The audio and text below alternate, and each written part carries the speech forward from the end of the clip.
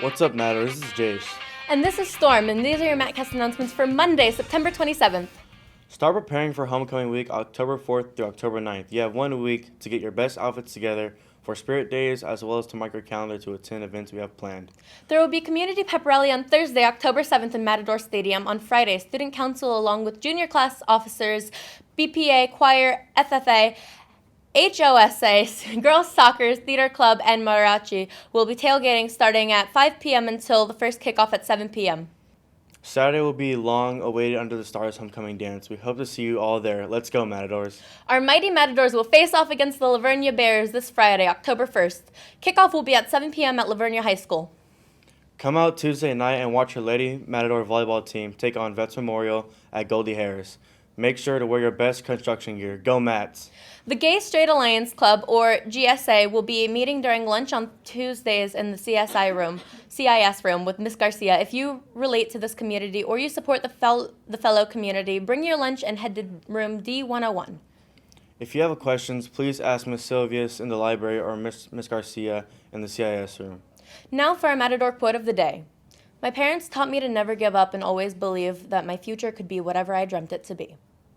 Well, that's all the announcements we have for today. Please stay tuned for our safety video on standard response protocol. For MatCast, this is Ben Storm. And Jace. And as always, it's a great day to be a Matador.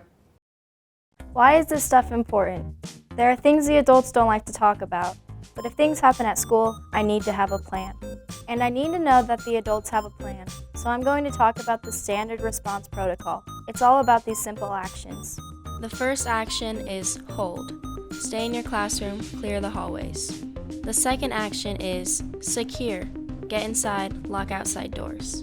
The third action is lockdown. Locks, lights, out of sight. The fourth action is evacuate. A location will be announced. The fifth action is shelter. The hazard and safety strategy will be announced. So let's get started and learn about hold. Hold in your classroom or area, clear the halls. Hold in your classroom or area, clear the halls. Something is happening in the halls and the school needs to get it sorted out. So we'll stay in our classroom even if the bell rings. Try to do classwork, but remind your teacher to lock and close the classroom door. Won't I be marked tardy for my next class? Not during a hold. And if I'm in the cafeteria or the gym? Depending on what's happening, you might be asked to stay in your area if you aren't in a classroom. Unlike a lockdown, a hold can be released with a PA announcement. Students, all clear, the hold is released. All clear, the hold is released. I'm James. I'm a school resource officer. Kids, get inside, hustle.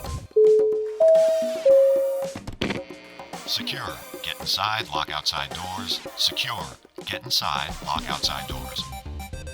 Why are we doing it? We're doing this because something is happening in the neighborhood near the school and we have to get you guys inside. Could be crimes out there, could be riots, could be a dangerous animal, could be zombies. James, zombies aren't real. You don't know that. Here's what happens. Get everyone inside. But inside, you just keep everything normal. Even class changes stay on schedule except between buildings. Initially, nobody can come in or go out of the building. Depending on what's happening, your teacher may ask you to text your parents and tell them not to freak out. School is happening just like normal, and if they show up, they probably won't be let in anyway. That's right, nothing to see here. Chill. Secure is just staying inside. Sometimes it's a pain, like when school gets out or during lunch, but usually you won't notice much. What about lockdown? This is serious. Pay attention because something bad is happening in the school. Oh, things adults don't want to talk about. First, I'm going to talk about stuff that we do know. Data and research about attacks at schools. Then I'm going to talk about what to do depending on where you are.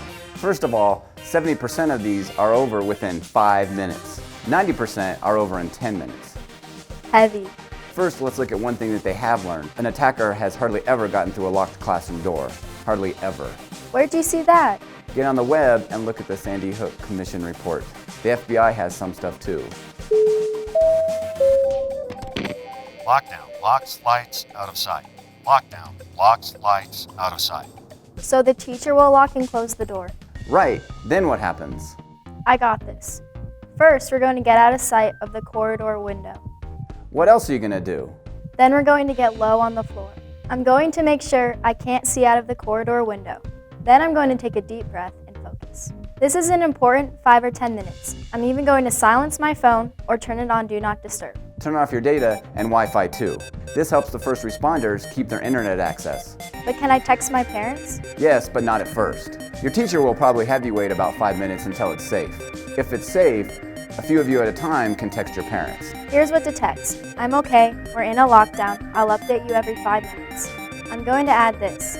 I love you guys. Text your parents, don't text your friends, don't post on social media. Duh. Here's one thing, a lockdown can be scary and it's probably going to last a long time. I need you to support each other, listen to your teacher. What else do you keep in mind? Don't open the door for anyone. What if they say it's the police? Like this, police, open the door! I don't know if it's really the police or someone trying to fool me, so I'm not going to open the door for anybody or even say anything. Right, law enforcement or an administrator will unlock and open the door. Same thing with an announcement on the PA. You're going to stay here until the administrator or police comes and opens the door. What about the fire alarm? When we're in a lockdown, we're going to treat a fire alarm a little differently. Unless it's really a fire in the room, we're going to initially stay put. Although I might look at other ways to get outside. If you're in the hallway, cafeteria, or gym, try to get behind a locked door or try to get out of the building. Remember, 5 minutes, so go quick. Think about other locking doors like staff bathrooms and some offices. The student bathrooms are probably a last resort. No locking doors, but at least you can get out of sight. This is a good time to talk about evacuate. Sometimes we just need to leave the building. Depending on what's happening, we might be asked to leave our stuff. Or we may be asked to bring it. If your phone's in your pocket, keep it there. If you hear lockdown and aren't in a locked classroom, remember self-evacuation is another option. That means getting out of the building and going to a safe place quickly. Once you're there, call your parents, tell them you're okay. The school might also give you an emergency number to contact. What happens when police release a lockdown? Police or an administrator will open the door and begin the classroom evacuation. Now, don't be surprised if they are a little loud or they keep shouting, "Show me your hands!" Got it.